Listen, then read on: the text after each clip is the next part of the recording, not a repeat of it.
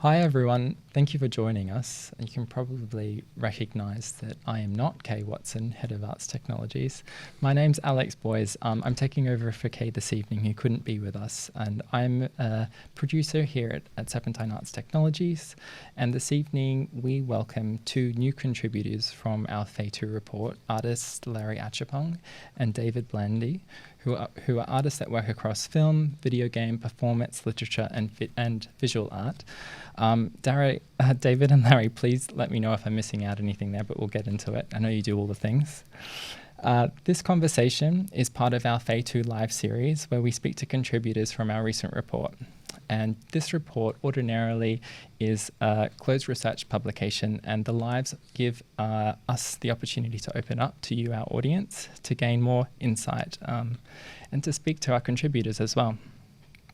We always post-produce our lives for those who can't join us. So you can watch this at another time via Serpentine YouTube.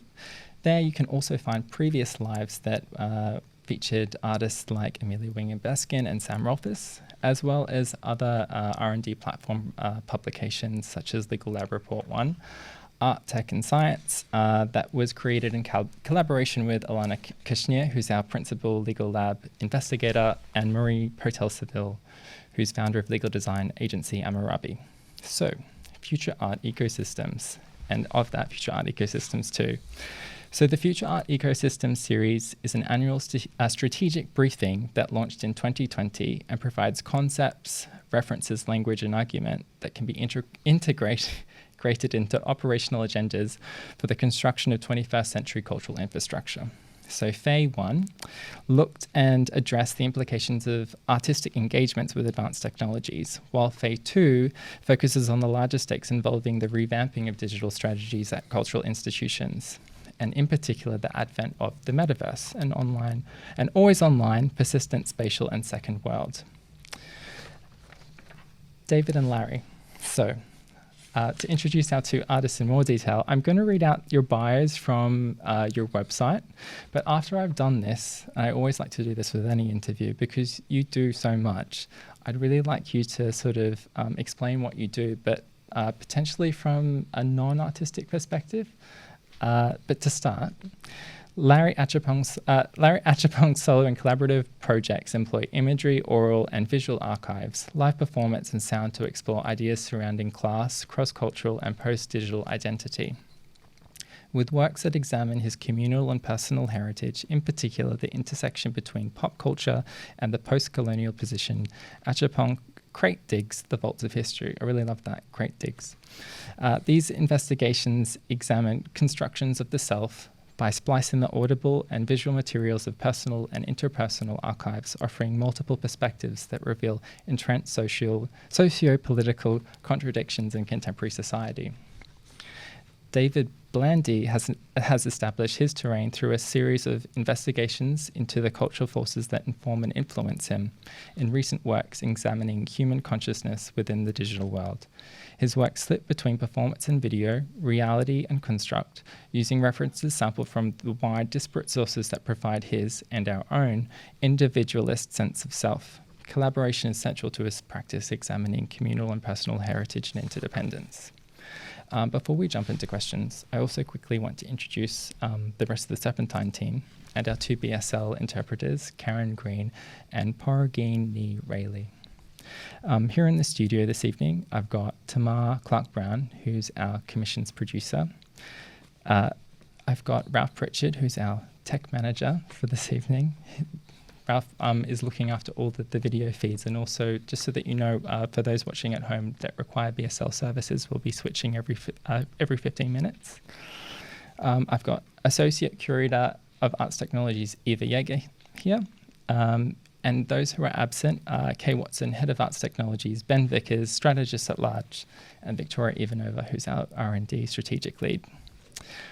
For those that need closed captions, you need to click the CC option at the bottom right of the Twitch frame. And because we are on Twitch, please do get involved with our chat. We've got a dedicated Q&A section towards the very end. Tamar will be gathering these questions and feeding them back to us towards the end. So yes, please get involved. So back to my original question, David and Larry. I'd love for you to explain in your own words, I guess, the non-artist bio spiel about what you do. Wow. Do you want to go first, Larry? Yeah, sure. I spend a lot of time working around things that interest me, really. I love playing video games, although I haven't played any video games for a little while. I always go through these drips and drabs, even the same with like listening to music. I love music and I've got loads of vinyls and stuff, but I guess I have periods of listening or watching or playing nothing, which for me is nice because it's kind of, I guess, like a detox or cleansing. You come back to things freshly and newly. But yeah, you know, I like doing these everyday things. Also going to the cinema and I guess like conversating around those things that people connect with, or quite the opposite. A lot of what I do revolves around conversations.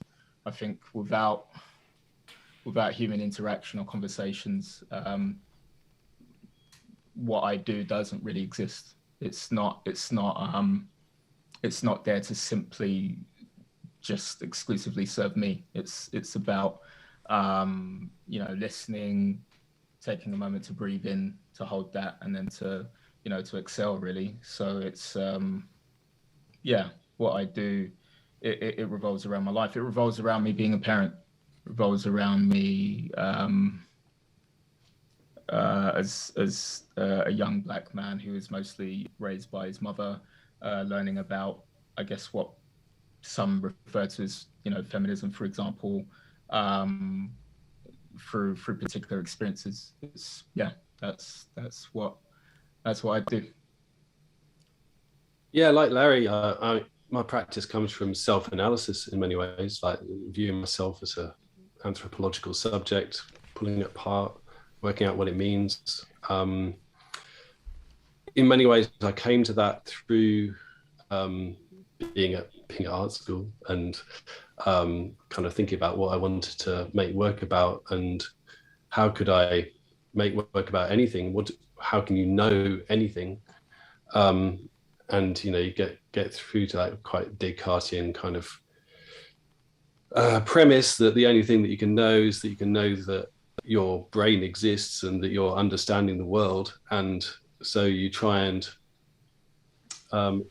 it's only your interpretation of the world that you can really think about and know, and what is the subject that you can pull apart and analyze and laugh at and find ridiculous, kind of without exploiting other subjects. And well, the self fits in quite well there.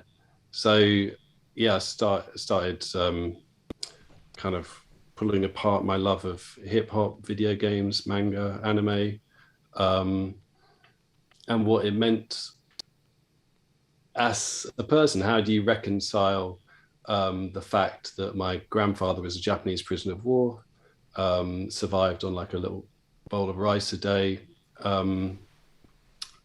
and would never touch rice after that, and yet my favorite video games like Final Fantasy VII, Nintendo stuff, like I'm total kind of nerd for all the anime stuff. So like, yeah, a project like Charlie Atom or my new Edge of Forever kind of comes out of that clash of the self versus the geopolitical kind of situation. So trying to work those things together. And like Larry, almost all my work comes from conversation. It's conversation with, sometimes it's a person, sometimes it's an object in the world. So it might be a conversation with GTA 5, like kind of learning to fly inside Grand Theft Auto, or it might be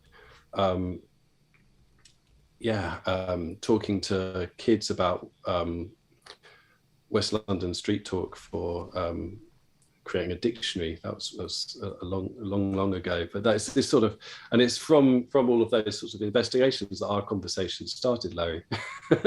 Like it was from a conversation that we were having, and it's just like, well, you know,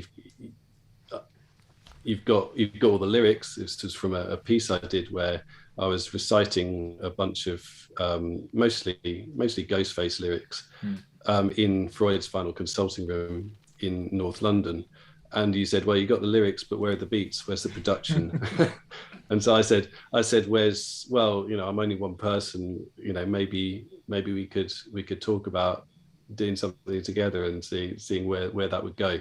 And it's gone here. So this is what, almost 8 years later. I mean, it's been a while. It's been a while. So starting to make me feel old now. Not as old as me, mate. That's true. Larry, I was just saying to David earlier what I really loved about your interview. So for Faye 2, we interviewed like over 45 different people. And towards the end of that process, the interview, sort of the structuring of it became quite methodical and mechanic. But you were both our first interview, and it was really organic and really resonated with me. And I know I was only listening in, Kay was performing it. But what I really loved about it was you were both reflecting on sort of the differences in terms of your identity and your background.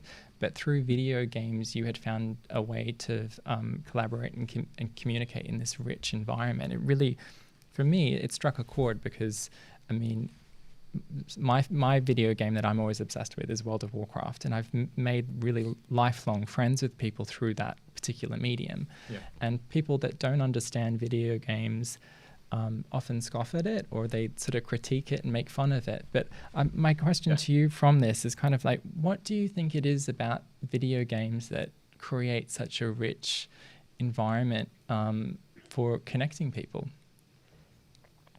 Oh gosh. We could literally just focus on that question. That would be it. I mean, let's do that. Yeah, let's do that. Great question. I mean, you know, I guess for me, like, the thing is it's not even so much with, you know, like recent video games that a kind of space or set of spaces were like created where people can kind of like connect or build and create their own languages within a set of languages that already exist, right? You know, you have people who hack games or who, you know, kind of run through invisible walls and find things that, you know, the producers or creators of games didn't intend for people to, you know, to exploit. But it's really, I think, you know, of course, you know, video gaming is very young compared to, you know, film, for example, music and things like that. But as a social, you know, media, it's a social medium, right? Like, of course, there are one-player games. There are loads of one-player games, but even that process of watching someone playing a game, that can give quite a therapeutic feeling for some people.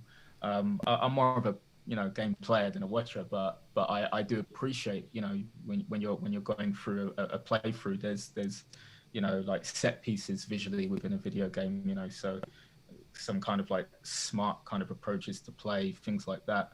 But you know, even without the kind of like geeky elements of that, it's really, you know, by and large, it's the space where,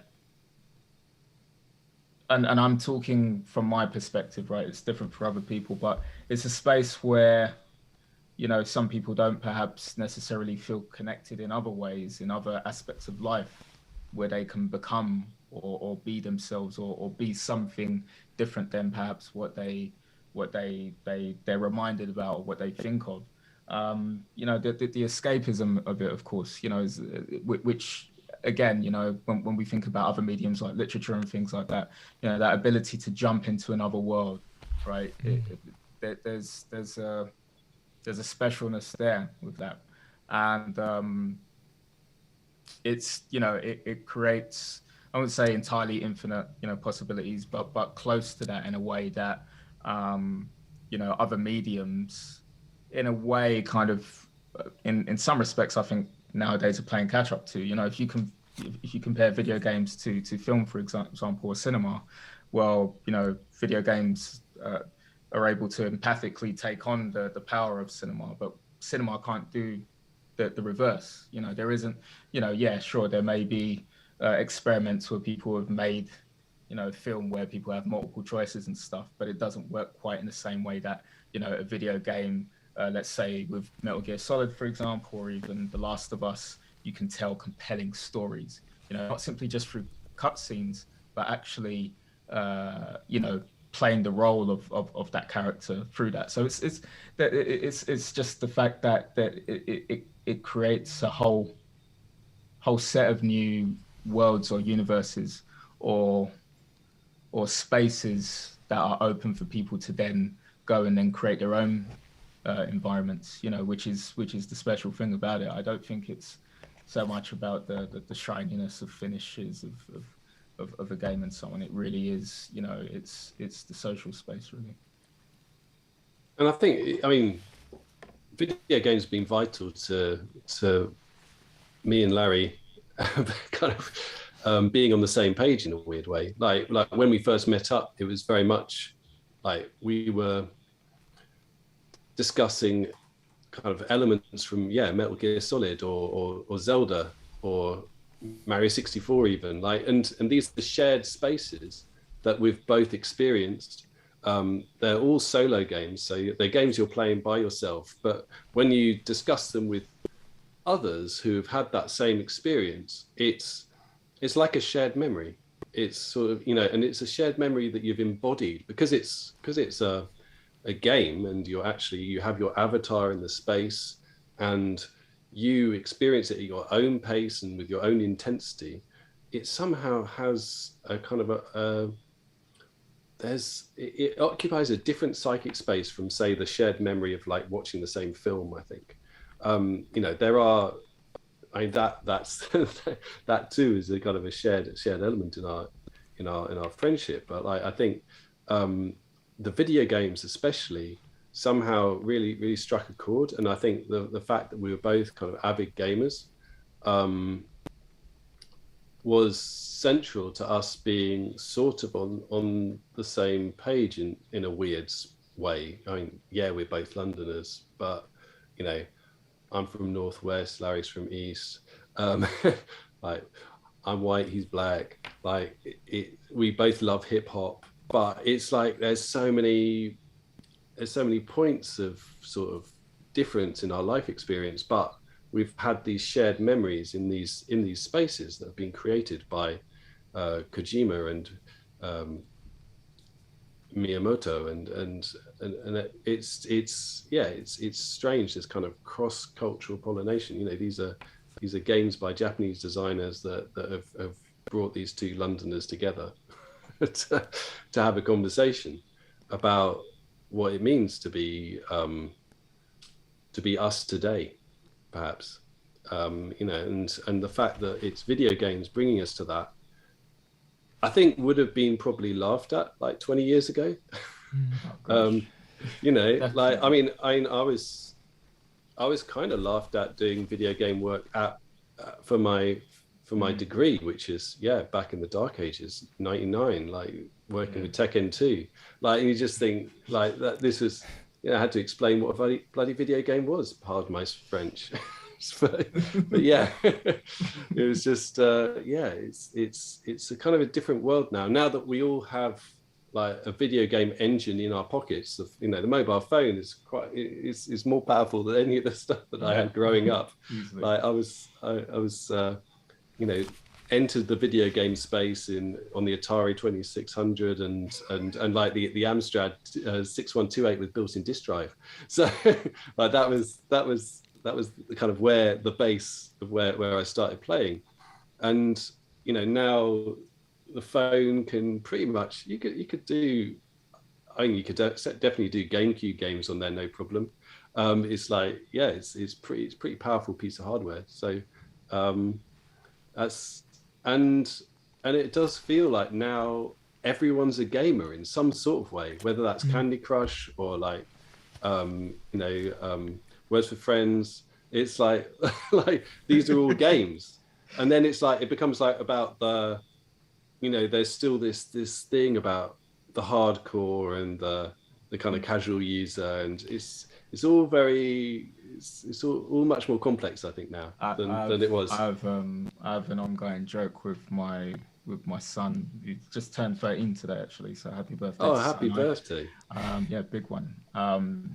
We laugh back and forth about, you know, what's a real game, and, you know, like he loves all the games we're talking about, and he kind of got into gaming just by watching me and then wanted to play, but he loves Roblox, and I'm not really a fan, but I watch him play, and I understand how it works, and I understand, you know, what's really fascinating, of course, about it, I guess it's what is it? It's like it's Minecraft, you know, 0.5 or whatever, right? Like, you know, worlds within worlds, people make money, Robux or whatever. Yeah. But like I love kind of pretending to be this kind of shriveled up old guy saying, "Oh, it's an abomination. What is this? What are you playing?" I love, you know, it's and we take the mick with each other quite a lot, and even though I still won't really play those games because I'm just not into it, but like, I think David's right, you know, in various ways, like more and more people are gamers for sure, you know. It's interesting when David was talking about, you know, 20 years ago, because when I think about when I was doing my my BA, which wasn't quite 20 years ago, but, you know, close enough, my interest in gaming was frowned upon in like a really serious way. Like what are you actually doing? You're wasting your time. And it's not like I hadn't heard that before. I'd heard that via, you know, like my dad, who, when we would play the Master System, he'd come into the room, he'd literally take no, he wouldn't even do that. No. He would literally take the cartridge, pull it out and just dash it on the side.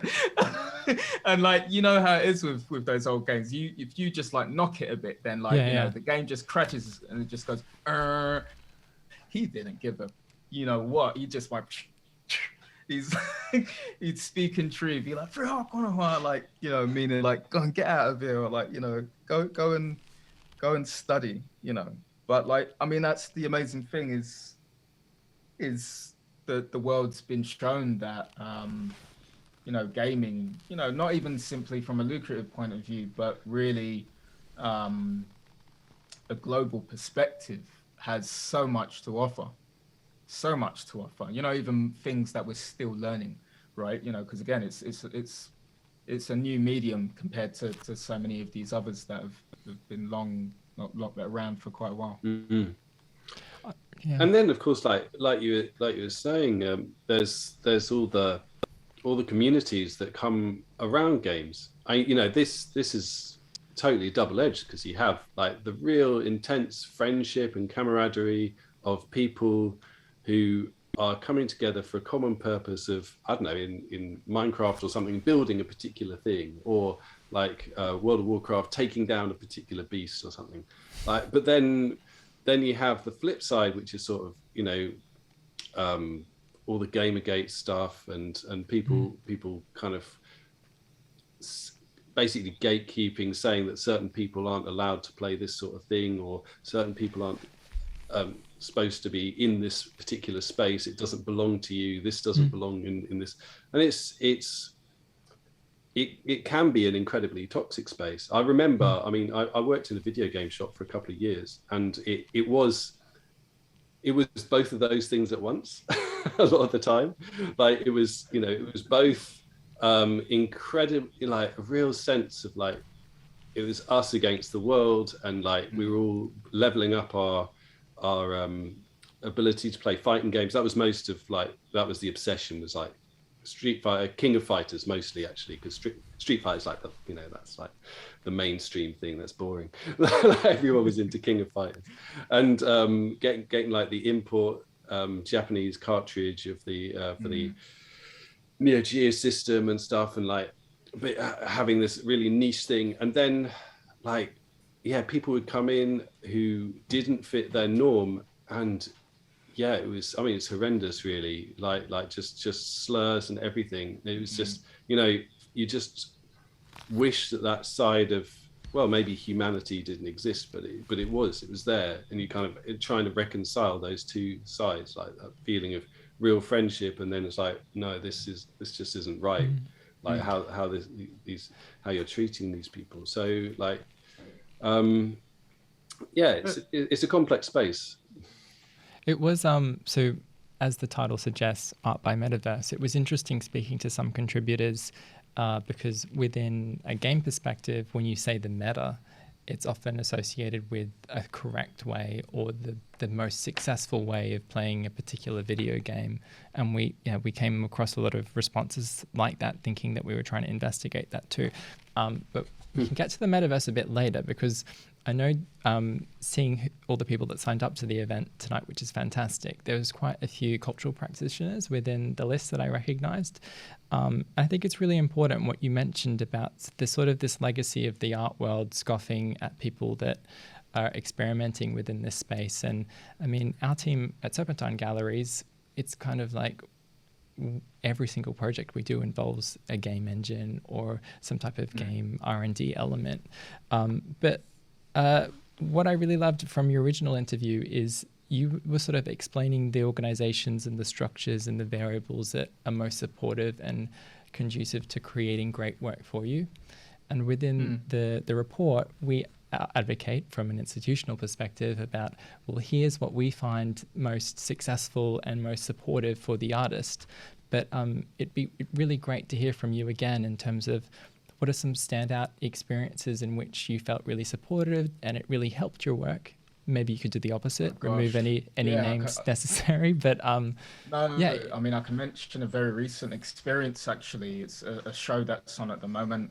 So it's my first major solo show in the Americas, Foundation Fee in Montreal. Hugely proud of that show.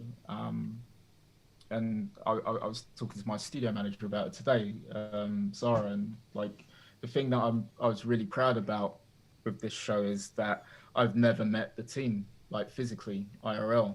Everything was done online, and that's not the way that I like to actually do things. I use that as a necessity. It's, you know, also the way that I work. I before Corona and all of that, like I worked in isolation anyway, but because, you know, we're forced indoors, not able to travel, that kind of thing.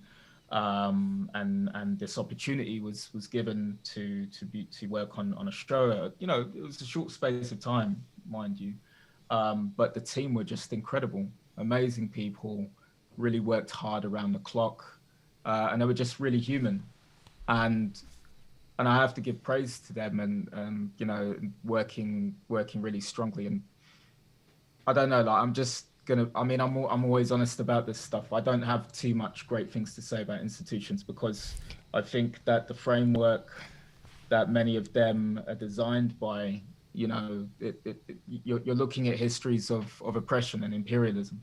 You know, in order to really make the changes, a lot of these things have to be broken and restarted. But, you know, you have moments where your faith is kind of reignited. And, you know, the team there, Cheryl, John,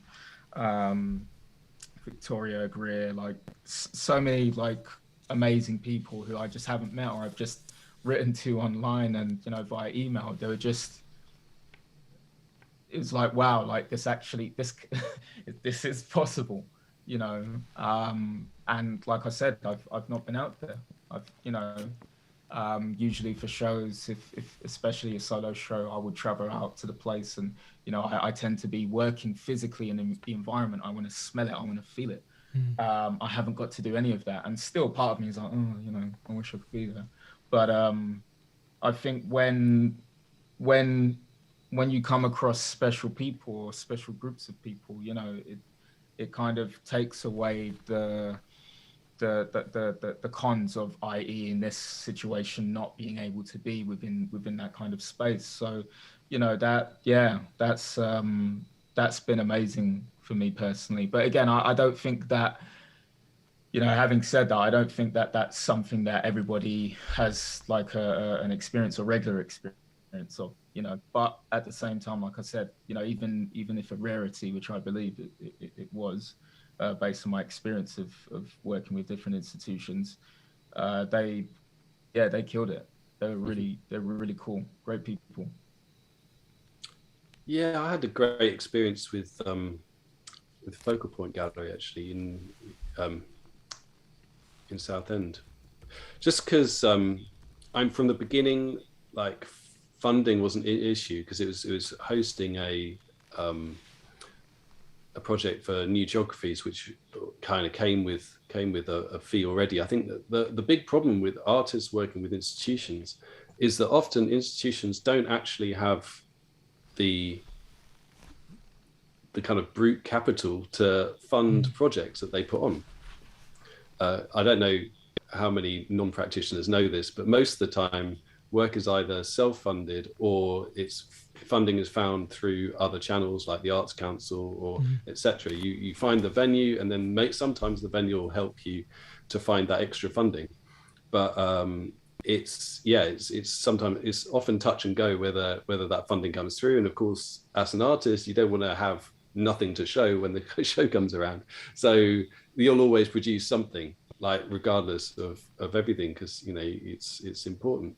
So in this case, the funding was already there, but not only that, they just had utter belief in the project, which was kind of crazy because it was a project to essentially make a tabletop role-playing game. So not like a digital video game, but like a game like Dungeons and Dragons, or it's sort of like where you're sitting around a table and you roll dice and you have an adventure together through just stories that you're telling each other.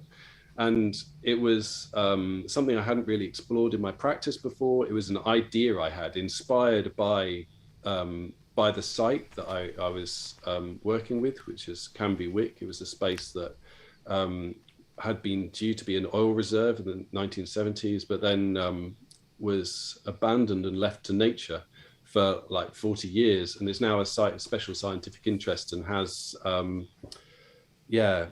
just unique species there and everything. So it's kind of a really, really interesting kind of metaphor, really, as well as being a reality for what could happen if humans just got out of the way, which is what the role-playing game is. It's like humans get out of the way for 8,000 years, life kind of returns to the earth, and then we kind of re-enter that surface space and kind of explore it and work out what we find. So it's that kind of tale of exploration. But yeah, they didn't question it. They just kind of helped me find people to take part in the project. We were working with role-play gamers in Southend, formed a really beautiful little community there, who got so into it, wrote far too much, really, which ended up meaning that we kind of had to produce a book. I mean, at the beginning I was thinking, yeah, it'd be nice to like put a little pamphlet together with some rules or something, or some ideas, but in the end it was a book. And yeah, they helped find some extra funding for that. So it's just that kind of support of the practice rather than, and the things that really get me, Larry knows this, is those kind of progress report meetings. You kind of come 6 months in, it's like, so how's it going? What have you got? Like, is this actually going to be a thing? Like, I don't believe that you're going to produce something in time for the show. And it's like, it's the constant pitches, isn't it? That's what it is. I know. That's exactly what it is. It's like basically, the art scene where institutions are like this, it's the equivalent of Hollywood, that constant having to pitch. And even when you have made the right pitch, or like you've got, like they like your work, there's still not enough. Like David said, you're halfway through the project. Okay, so where's the thing? You've been talking all of this stuff, but where's the thing? And look, don't get me wrong. I do get, on the one hand, there are loads of institutions, especially that are funded by public money, right? So as a taxpayer, or as my parents are taxpayers, people I know, right? That it's like, yeah, I get that as a working class person, definitely. Like, on the other hand, it's like, back the F off. Like, you lot are, you're on the payroll. I'm not on the payroll here, and you're asking me to build something which I will spend way more time than you're going to be spending when you add all your office hours and whatnot. you deliver, and yet still it's not enough. It's like having to constantly prove something. So like, I guess that's why sometimes I sound sour when I talk about this stuff, but it's not because, oh, well, like I simply hate, the people who work within these environments. I think there are loads of amazing people who work within these environments. I just think the structures are very poor, and that doesn't allow for, spaces for practitioners to thrive. So the thinking becomes kind of skewed. And I think even, when we talk about the virtual, even the way that that's been adopted by a lot of institutions now, I'm not being funny, but like as a gamer, I'm like, and some of my gamer friends who don't go to art shows are like, oh, what's this now? What's this like? Not in the sense of like complete like snobbery, but like who wrote this thing? Like, did they not even think about that reference or whatnot? So it becomes interesting to see at this point in time how the digital space or even the gaming space and whatnot is now the daily bread.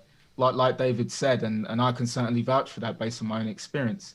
There's some people who utilize it, who I know from back in the day, are like, the hell, like, why are you doing this? Or, so I think that's the weird thing with the art scene, is that, everything moves through kind of like fads and peaks and troughs and so on. But I think, which is the reason why me and David work together, is because we're doing what we honestly feel. Like when I came across the Jules and Duality's work and things like that, I was like, yeah, I've met this person before, although I haven't met this person. Do you know what I mean? I've dreamed alongside this person, even though I haven't, shared food with them. And that's the special thing with gaming, is the way that you can fly with some things. But again, like I said, I think, I do get suspect about some stuff in the art scene. No, a lot of stuff, not some stuff. Like, no, well, it's true. It's like, just because an artist is using like a headset, oh, new technology, great. Like, well, like, again, like this kind of technology has been around for a while. It's not, I don't think that it's hit its actual potential that it needs to. And yeah, these are some of those, obviously, part of those conversations that we have. And I don't think much for me has changed since we had that conversation, so yeah. It was definitely a theme within the report, and something that's heavily informing the next iteration of future art ecosystems. But often, and you've both alluded to it really, is that with this work, particularly from a production perspective, the wrong reporting and formative evaluation and the structures that get slapped onto it that, to put it simply, are more applicable and appropriate to a static artwork on a wall or an exhibition space, like a formal one like that, and it becomes cumbersome and detrimental to the creative process. And so we're, at least our team at Serpentine, and we're also looking to other industries, and we're looking across different ecosystems, hence the report name, but different production flows in terms of what is most appropriate for creating this work. That's why we, again, had that chapter, the UX of art. I guess the opposite side of the spectrum, David and Larry, is from an audience perspective, what frameworks or stage or technologies, and I say technology because, I mean, exhibitions and performance stages were once upon a time cutting edge technology, but what framework do you feel has been the most successful for audiences engaging with your work? Maybe you have some standout responses from memory that you can recall. You know what? Actually, for me personally, it's been the music. It's been the sound work. Because, and I guess for me, I kind of came to this understanding like at the time that I was doing my MA at the Slade in sculpture, and I was just, I think it was after like some kind of presentation that Ed Ellington, rest in peace, kind of gave about the possibilities of sculpture, like being around and everything that you kind of like consume and experience. And I don't really talk so much about my ideas with tutors because I wasn't interested in people shooting stuff down or it just being altered. Really, I wanted to be able to alter things myself, or like, you know, make mistakes myself and so on. But for me, like sound sampling, beat making, exploring the evolution of what we know as hip hop music, that the create and leading to later on, like me creating my first vinyl record. um I think, you know, my surroundings in terms of growing up in Bethnal Green in the 90s, and spending time also in Dagenham as well with my dad. You know, that's not, you know, the well, Bethnal Green of that time, Bethnal Green now is a whole parallel universe. But you know, if you make beats and you put them somewhere, like you better have studied it in the best way that you know how. It's not about, oh well, I've been experimenting with this. Like, it's like, does the beat drop? Does it? You know what I mean? And yeah, I guess, you know, from like the work like Memoja and so on, meaning my blood, or translated from tree, Ghanaian language, that spoke to people in a very kind of like large, in I guess a global sense. And, you know, in some ways I wasn't aware of what would happen with the work, although I was making this audio work that, although existed as a vinyl, also existed online. You could download it for free, or whatever price you wanted, if you wanted to put a price on that. You know, so I'm doing this at a point in time where other, I don't know, I guess what you might refer to as contemporaries are like doing all kinds of hotshot stuff, and, you know, going around the world and doing all of these things. And you know, getting emails from people who I do not know, didn't know at the time, from different parts of the world, saying, oh, this is amazing, like, you know, thanks for making this. Or, you know, people saying, oh, like, this really touched me in that certain way. And most of those people having nothing to do with the art scene. Yeah, you know, and that still comes through to this day. People who know me just for that, they don't know me for making any films or sculptures or installations or anything. They just know, you know, Larry Achiampong in terms of the, you know, the musical kind of releases. And that I've really appreciated, because it's been a kind of like grounding space for me, really.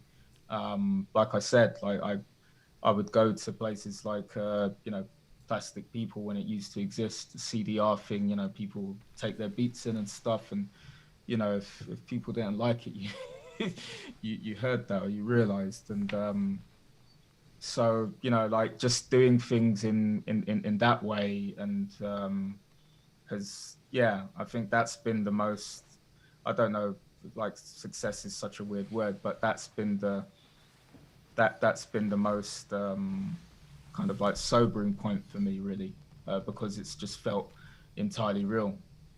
Whereas, you know, as much as there is a reality within, you know, showing and doing art shows, there's, yeah, you know, there's its own kind of like weirdness that I don't think it runs as well parallel with what I've been talking about.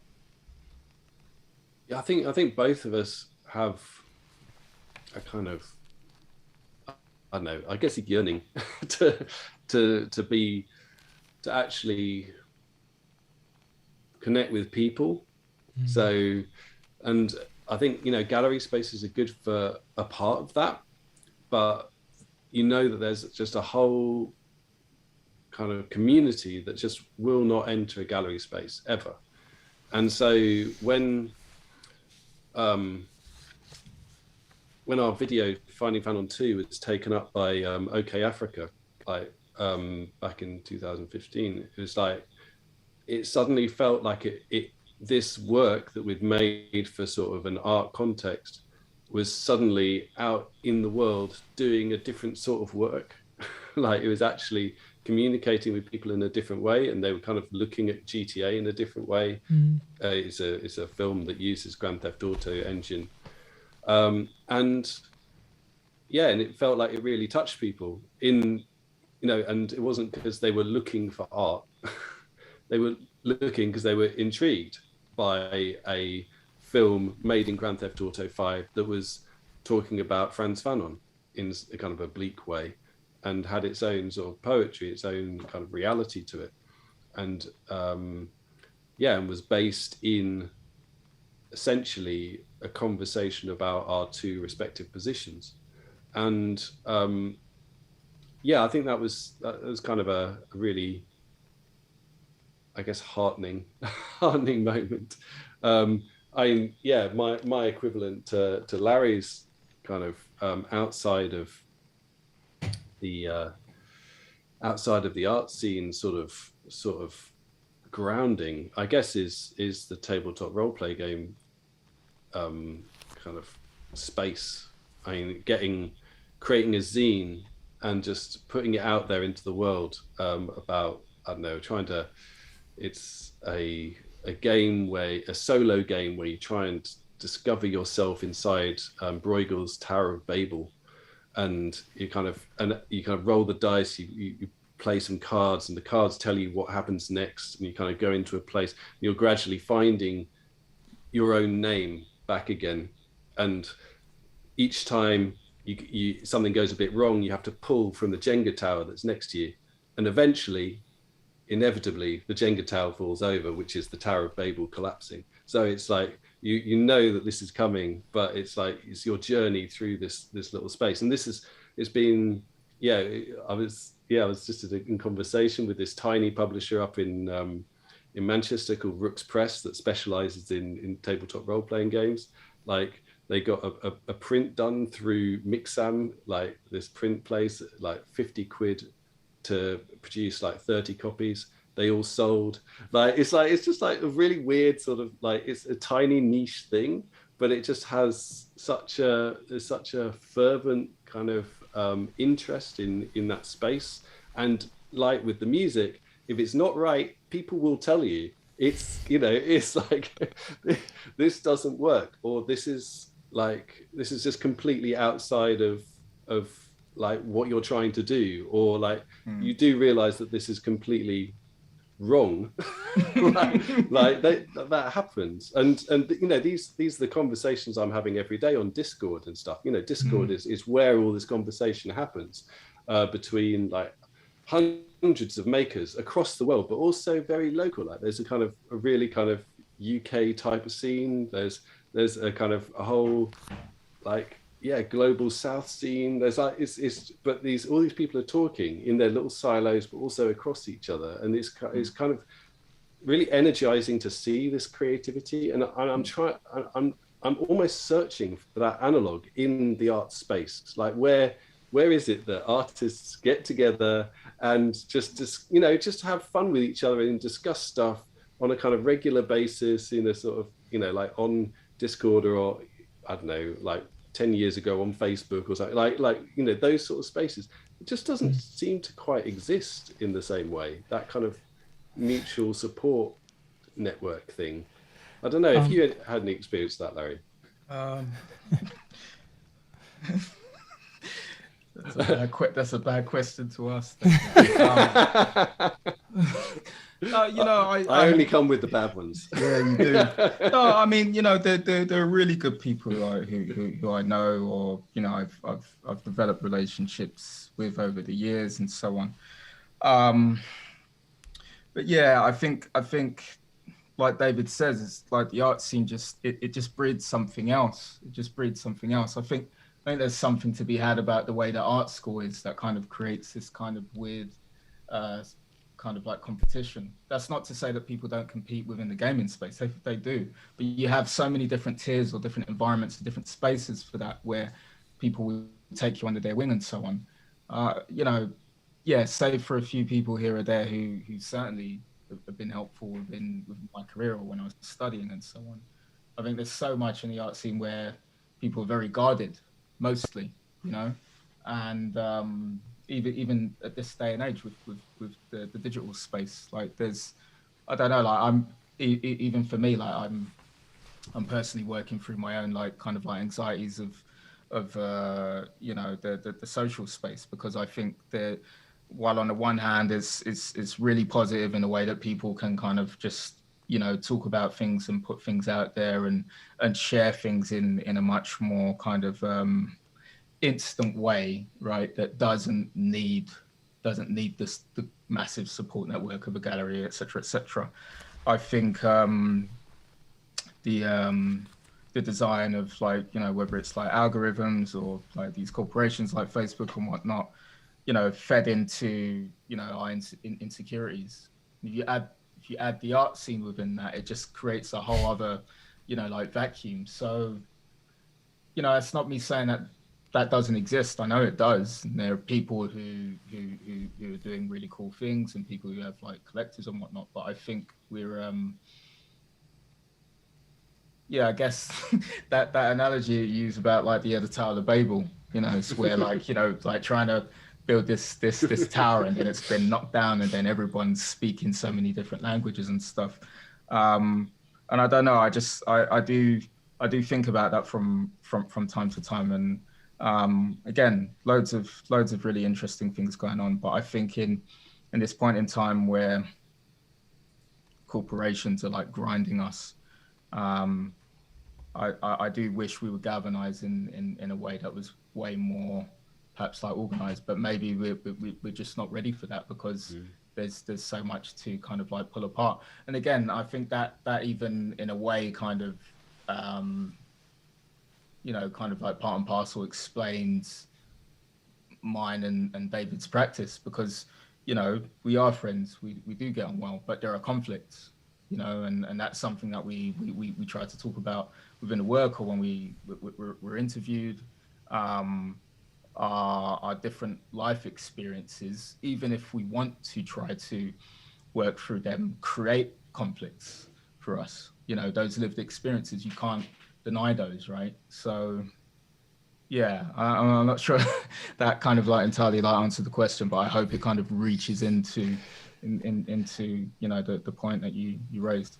We've only got so much time left, so we want to switch to questions, but I really quickly just want to say, I remember when Kay showed me Finding Fanon 2, and as someone that would try to recreate film scenes in World of Warcraft, it totally spoke to me. And I played GTA 5 as well, and the knowing, like when you see it all together at the end, it's very easy to think, oh, that you just go into a game environment and put everything together, but no, you have to sort of like work through the levels, and then literally the go site scouting that's going to match your narrative. Like there's so many different layers. It was brilliantly put together, and I love it, and completely changed the way that I see the game as well.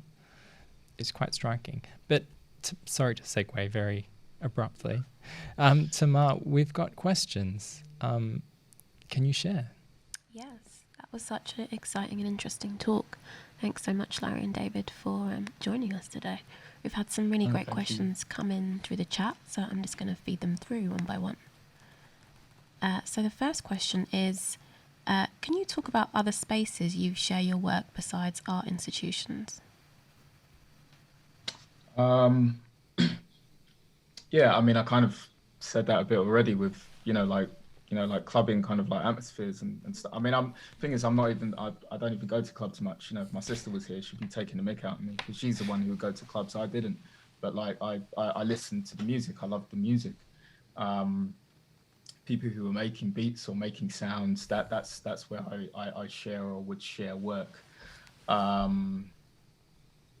this is going to sound really maybe soppy, but like I share my work with my family. I talk to them about it.